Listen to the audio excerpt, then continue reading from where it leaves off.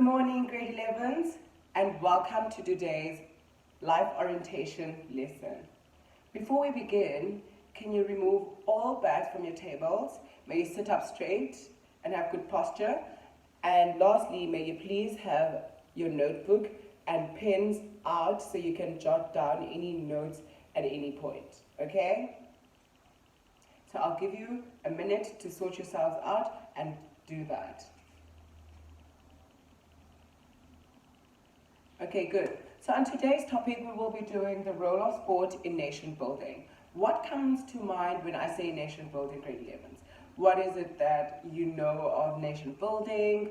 Any ideas are welcome to be shared with me. I would really like to know what you guys know. Okay, thank you for all your inputs and thank you for all your comments. They are very valid. We're going to start right now. So, sport in nation building. Sport can build understanding, it can build tolerance and respect. This is mainly because you work with a lot of people when dealing with sport. Therefore, it helps you to grow as an individual. Hence, it builds your understanding. Hence, it builds your tolerance. And hence, it builds your respect.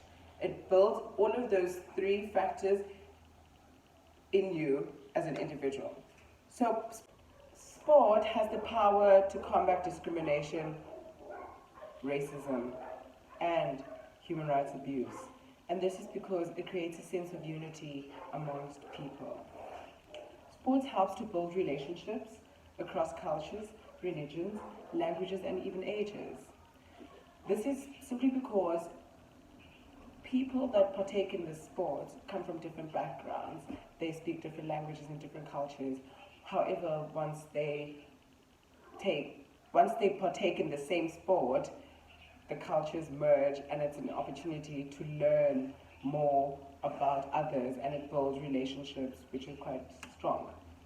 So sport also helps in elevating qualities like discipline, determination, teamwork and passion. One cannot take part in a sport and not be determined in it and not have passion for it and not be able to be a team player. You need to be a team player within sports because you work with people, so it helps you throughout the sport. Determination helps you also to succeed and it will help you increase your strength in the sport. Discipline. Discipline is important on and off court. So once an individual has discipline, then during the sport it won't be much of a hassle incorporating that discipline. So moving along. So sportsmanship. What comes to your mind when I say sportsmanship?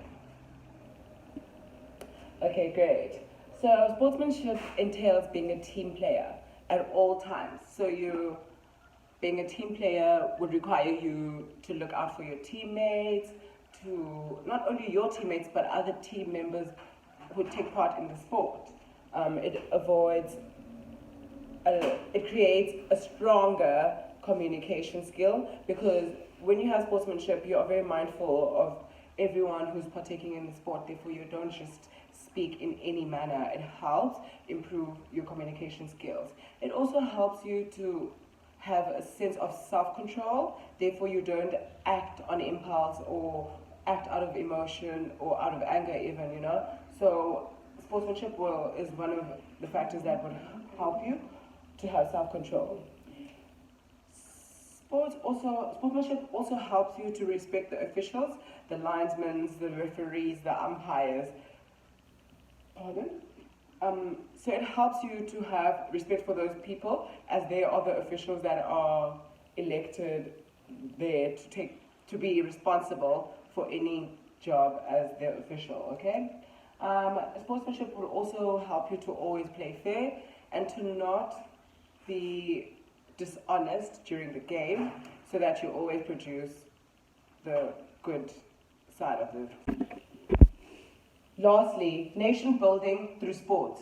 Sports can support nation building by creating a sense of national pride and unity. For example, we've named our netball team after the national flower, the Protea, and we've named our South African national rugby team after our national animal, the springbok, you know. Therefore, this is enough proof that sport in itself can carry the pride of a country, you know, and it can create national pride whereby the citizens are all united together simply for the sport. For example, during the 2014 FIFA World Cup, it was amazing to see how members of South Africa were so patriotic and so dedicated and united simply for the country, you know. Okay, so sport can also bring positive attention to a nation through its participation in or hosting of an international sporting event. For example, 2014 FIFA World Cup, now 2023, the Netball World Cup is going to be in South Africa. This has created so much positivity in the country. It's created so much patriotic energy. The citizens of the country are so ready for this tournament and they are so ready to support the country. The sense of national pride in a country can be developed. It's even seen in the way that the teams of the South African different sports are named after such valuable and symbolic factors of the country. Like the Springboks, the team is named after the national animal. The Spar Proteas, which is the netball team, are also named after the national flower. So, okay, that's an example of how national pride can be executed through sport. So sport also contributes to a nation's history, indicating how important it is. This is a good example because, for example, when the Springboks won in 1995 and Nelson Mandela went up to the stage to make a speech, as well as the captain made a speech, that is a very significant part in the nation's history on its own. So that is a good indication of how nation building can be done through sports. Okay, thank you, grade 11s. We will be doing our questions shortly. Please write them down and try to complete them. If you do not complete them, I will give you enough time up until tomorrow. You can do it at home as well. You can complete it at home and return the answers to me tomorrow. Each question I will be reading out twice, so make sure you carefully listen and write them down. So, question number 1.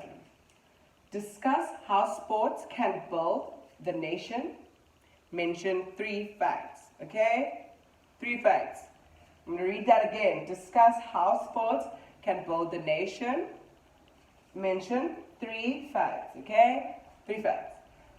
Question number 2. Explain in a paragraph what are the 3 roles of sport in nation building. Okay, again. So, what are the 3 roles of sport in nation building? Make sure you explain this in a paragraph.